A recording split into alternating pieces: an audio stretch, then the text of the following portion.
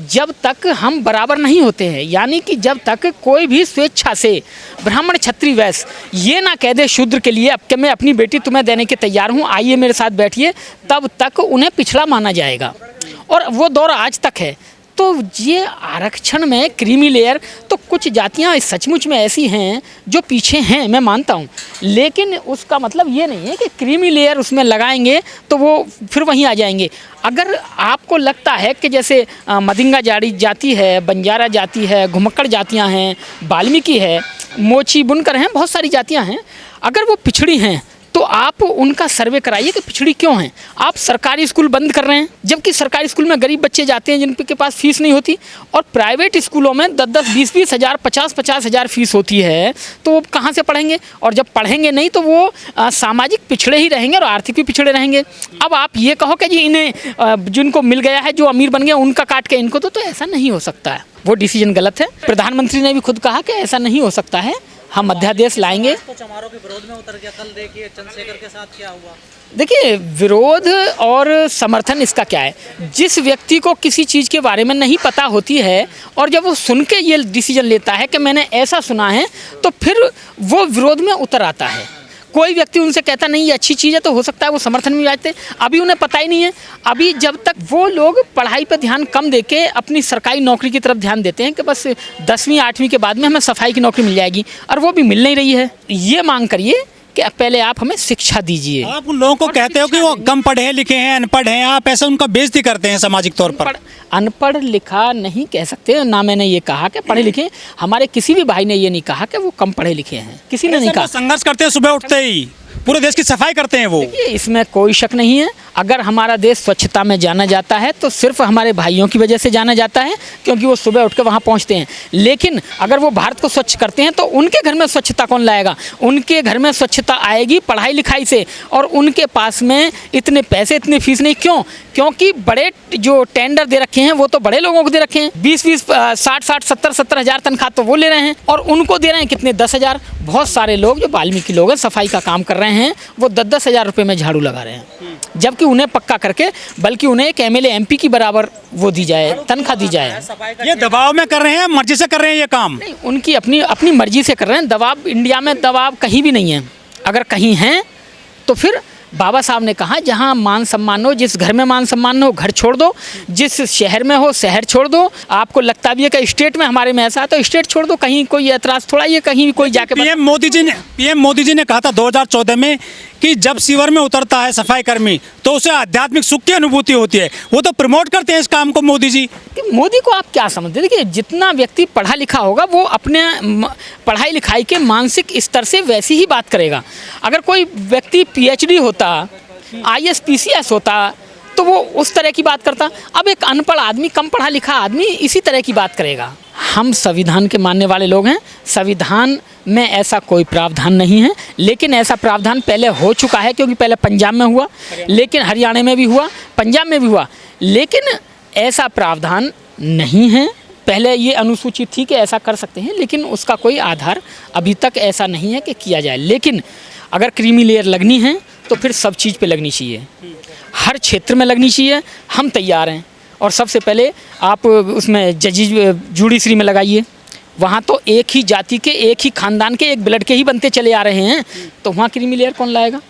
वहाँ भी तो आनी चाहिए ना।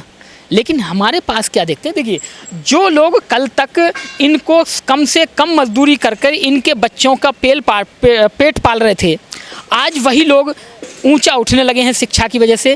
तो दर्द होना लाजमी है उनका, क्योंकि वो अपने बच्चों का स्तर देख रहे हैं और हमें अपने बच्चों का स्तर देखना है। ये जाति जो रह गई हैं 7-8 दशक में आरक्षण से अछूती, ये कैसे आएंगे मुख्य धारा में? वाल्मीकि को इतना आरक्षण कोटे में कोटा दे दिया, और उनमें पढ़ा लिखा कोई BA MA PhD है नहीं, तो आप उसे कैसे IAS बनाओगे? जिन्होंने वो फैसला दिया है उनसे पूछो कैसे बनाओगे? वो तो शातिर हैं, उन्होंने देख लिया कि इनके पास से सीट भरी नहीं जाएंगी। जब सीट नहीं भरी जाएंगी तो उनको क्या करेंगे? फिर ये कहेंगे जी कि हमें उस क्वालिटी के लोग नहीं मिले, जिसके कारण हाँ ये सीटें नहीं भर पाई, और अब इनको सामान्य में लाके सामान्य से भरेंगे। लाखों सीटें बैकलॉग में पड़ी हैं। बैकलॉग में पड़ी हैं, तो इस तरीके से करेंगे। वो अपना देख रहे हैं, हमें अपना देखना है। हमने अपना देखा, तो सभी लोग सड़कों पे आए, आंदोलन किया और आगे भी होता रहेगा। ऐसा नहीं है, क्योंकि जब हमने पहले 15 लोगों की शहादत दी है, हम तो जनसंख्या में इतने हैं कि हमारा एक छोटा सा आदमी कह देता है ना, एक जोकर आदमी ये कहते कि बंद, तो हमारे विद्वान ये कहते हैं चल यार भाई ने कहा है बंद तो होगा बंद, और यही हुआ। लेकिन उस बंद में वो जाति के लोग नहीं आए, वाल्मीकि, बुनकर, मोची वगैरह आए थे। मेरे कुछ साथी ऐसे हैं जो पढ़े लिखे व्यक्ति हैं, जिनको पता थी वो साथ थे, जिनको नहीं पता थी, जो भ्रम में थे, जो भटके हुए थे, वो आज भी भटके हुए हैं, वो आज भी उल्टा सीधा बोल रहे हैं। हमें उनसे कोई गिला शिकवा नहीं है, क्योंकि हम जितना ब्राह्मण वाद को हम कोसते हैं या जितना हम दूसरी परंपरा को कोसते हैं, उसी परंपरा में विलुप्त लिप्त हमारा जो भाई है वो है। तो हमारा दुश्मन, हमारा विरोधी, हमारा भाई भी उतना ही है जितना दूसरा ब्राह्मण है। तो हम उनको ऐसा नहीं मानते। वर्ग है जो खुशी मना रहा डिसीजन को लेकर, कह रहे हैं कि मिठाई बांट रहे हैं, वो कह रहे हैं कि हमें नौकरी मिलेंगे बड़े पैमाने पर, हमें कई दशक से जो है मौके नहीं मिले मुख्य धारा में। कोई ये आपके पास गलत रिपोर्ट है। कोई किसी ने भी वाल्मीकि हो, मदिंगा हो, बुनकर हो, मोची हो, किसी ने भी मिठाई नहीं बांटी है, ये सरासर गलत है, अफवाह है। किसी ने मिठाई नहीं बांटी है। हाँ, कुछ लोगों ने जिनको नहीं पता है इसके बारे में, उन्होंने विरोध जरूर किया है। सोशल मीडिया है, कोई भी बात रख सकता है, कोई भी आके लाइव हो सकता है, फेसबुक पे, ट्विटर पे और इंस्टाग्राम पे, जितने भी सोशल मीडिया है, यूट्यूब पे आके लाइव हो सकता है, कह सकता है अपनी बात, किसी को कोई रोक टोक नहीं। लेकिन किसी भी विद्वान व्यक्ति ने ये नहीं कहा है या मिठाई नहीं बांटी है कि ये गलत हो रहा है। 21 तारीख को जो भारत बंद बुलाया गया था लोगों के द्वारा, उसके बाद से सरकार का कोई बयान नहीं आया, कुछ असर नहीं पड़ा क्या इस भारत बंद का सरकार पर? नहीं, असर तो बहुत है। और आंदोलन से पहले ही प्रधानमंत्री कह गए थे कि ऐसा नहीं हो सकता, क्रीमी लेयर नहीं लगेगी और इस तरह का कोई भी कार्य नहीं होगा, कह दिया था नहीं होगा और वो होगा भी नहीं। रहा ये बंद होने के बाद में कि कोई जवाब नहीं आया सरकार का, तो ऐसा कुछ नहीं है, सरकार दबाव में है। जरूरी नहीं है कि आंदोलन के बाद प्रधानमंत्री आके कुछ कहें तो तभी दबाव माना जाएगा, दबाव माना ही जाता है। अरे आप नौकरी खा गए उन गरीब लोगों की, आप कोई किसी की नौकरी कोट पैंट में हैं, वो लोग आज पैदल हैं। नहीं, वो हमारे भाई हैं, वो भी कोट पैंट में हैं, वो भी कोट पैंट में हैं। जो वाल्मीकि भाई पढ़े हैं, लिखे हैं, वो डॉक्टर भी बने हैं और प्रोफेसर भी बने हैं। कई जानने वाले, मेरे जानने वाले मित्र हैं जो प्रोफेसर हैं। जो पढ़ेगा और वो जो उसका फ़ायदा लेना जानता है आरक्षण का, वो लेगा और आगे बढ़ेगा। और जिनको नहीं पता है कुछ इस बारे में और वो ये कहे कि हम बिना पढ़े लिखे ही IAS PCS बन जाएंगे, तो ये उनकी बौद्धिक क्षमता का छोटा स्तर है। चमार, महार, जाट और मीणा नौकरी खा गए, ऐसा कहा जा रहा है सर। देखिए, ऐसे तो पहले से कहता है। देखिए, ये तो बहकावी वाली बात है। वो भी हमारे भाई हैं और मेरे किसी भाई को, मेरे भाई को कोई बहका दे कि तेरे घर में सबसे ज़्यादा तेरा भाई खा रहा है और तुम वहाँ चुपचाप बैठे हो, तो ये थोड़ा सा होता है और भड़क जाते हैं। क्या जातियों को तोड़ने की कोशिश की आपस में? RSS ने जातियों को तोड़ने की कोशिश तो की है। और लेकिन सबसे बड़ी बात ये याद रखिए, एक बात मैं आपको दावे के साथ कह सकता हूँ, भारत जातियों का देश है और जातियों में कभी भी भाईचारा नहीं होता है। पहले भी चमार भंगी भाई भाई नहीं थे और कभी हो ही नहीं सकते।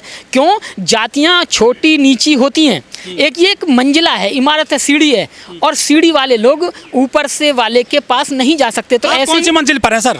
नहीं, मैं किसी मंजिल पे नहीं हूँ। मैंने हिंदू धर्म को, मेरे पुरखों ने, मेरे बाबा साहब जो प्रेरणा स्रोत हैं, उन्होंने हिंदू धर्म को लात मारी और वो कह के भी गए थे कि हिंदू धर्म में सुधार नहीं हो सकता है। मैंने कोशिश कर ली, अतः अच्छा यही होगा कि इसमें लात मार आ गया है, राम राज्य बोलिए। अरे तुम्हारे यहाँ आया होगा, तुम्हारी गले मोहल्ले में आया होगा, मेरे यहाँ नहीं आया। जब मेरे यहाँ आएगा तब हम बैठ के इस पर बात करेंगे।